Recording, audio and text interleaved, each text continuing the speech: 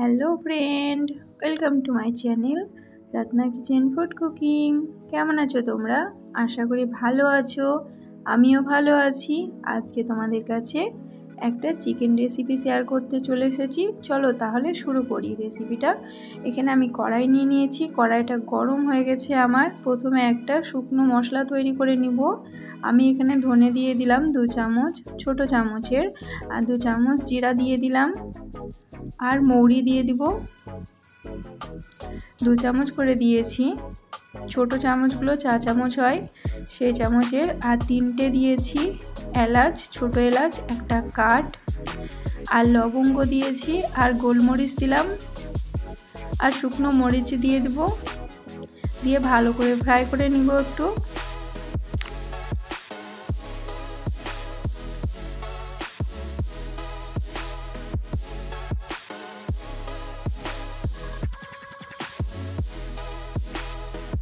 দেখো ফ্রাই করা হয়ে গেছে। এবার এটা ঠান্ডা করার জন্য সাইডে রেখে দিব। এবার আমি এখানে পেঁয়াজ নিয়ে নিয়েছি, আর দিয়ে দিব কাজু। আমি 10টা কাজু নিয়েছিলাম। এবার পেস্ট বানিয়ে নিব। দেখো আমার পেস্ট বানানো হয়ে গেছে। এবার রান্নাতে চলে আসছি। আবার কড়াইটা নিয়ে নিয়েছি, কড়াই গরম হয়ে গেছে, সরষের তেল দিয়ে দিলাম।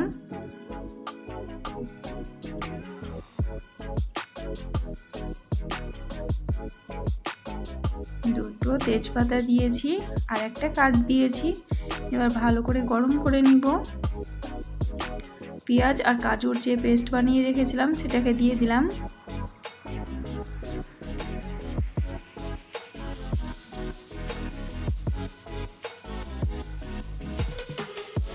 ভালো করে ফ্রাই করে নিব।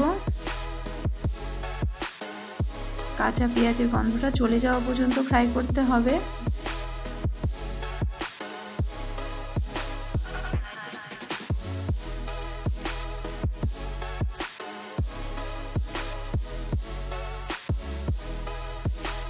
এবার আমি আদা রসুন বাটা সেটাকে দিয়ে দিব।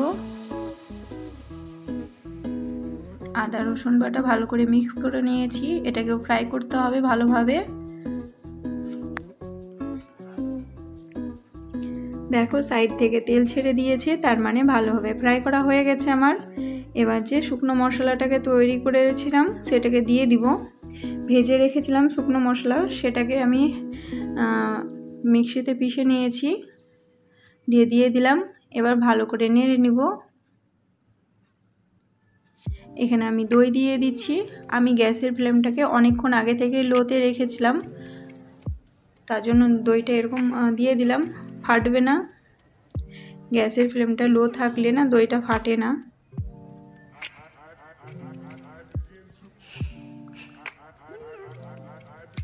এবার আমি চিকেনগুলোকে দিয়ে দিব।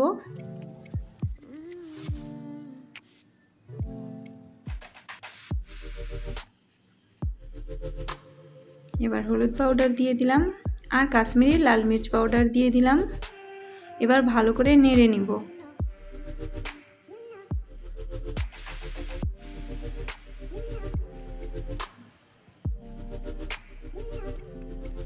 এবার সামান্য ধনিয়া পাউডার আর জিরা পাউডার দিয়ে দিচ্ছি, অল্পই দিয়েছি।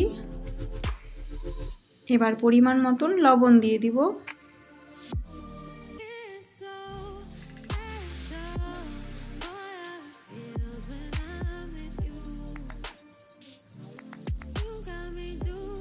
গ্যাসের ফ্লেমটাকে লোতে রেখে আমি এটাকে 15 মিনিট কষিয়ে নিয়েছিলাম ভালো করে মাংসটাকে মশলার সাথে। তারপরে 15 মিনিট বাদ দিয়ে আমি জল দিয়ে দিলাম পরিমাণ মতন। এবার ঢেকে দিয়েছি। 20 মিনিট আমি ঢেকে রেখেছিলাম গ্যাসের ফ্লেমটাকে একদম লোতে রেখে। দেখো চিকেনটা আমার সেদ্ধ হয়ে গেছে ভালো মতন।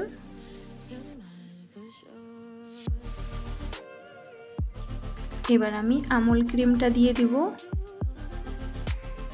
বেশ খানিকটাই লাগছিল ক্রিম, অনেকটাই দিয়েছি। এবার কস্তুরি মেথি দিয়ে দিলাম, আজকের আমার চিকেন রেসিপিটা কমপ্লিট হয়ে গেছে।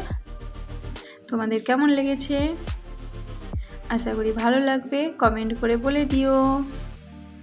আজকেকার মতন টাটা বাই বাই, সবাই ভালো থেকো, সুস্থ থেকো। আবার দেখা হবে অন্য কোনো একটা ভিডিওতে।